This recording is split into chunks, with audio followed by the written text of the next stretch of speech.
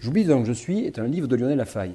Dans cet ouvrage, je partage quelques réflexions autour de l'oubli et puis de la mémoire, de ce qui reste, et puis du tri que fait le cerveau. Bien sûr, de nombreuses questions demeurent et j'ai inséré des réflexions, mais aussi une nouvelle d'anticipation, un jeu. Voilà, et j'ai aussi, au hasard de mes lectures, notamment du supplément scientifique du Monde, j'ai récupéré quelques textes scientifiques autour de la mémoire. Donc, j'en partage un avec vous qui s'intitule Mémosciences numéro 1. Il est largement admis que la mémoire est une fonction essentielle dans le développement des animaux et notamment dans celui des grands mammifères comme le singe, l'éléphant ou l'homme.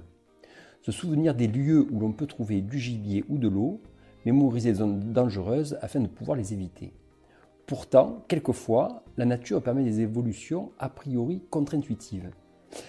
La mémoire spatiale constitue ainsi un sérieux atout pour la survie.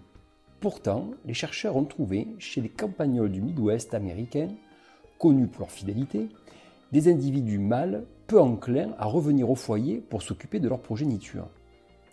Il s'avère que ces spécimens ont la particularité de posséder une mutation génétique ayant pour effet de perturber la mémoire spatiale.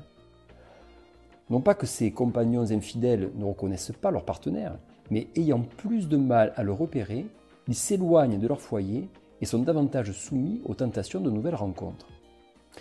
Le plus surprenant est que sur un plan de l'évolution, la sélection naturelle n'a pas opté pour l'un des deux comportements, mais pour leur coexistence.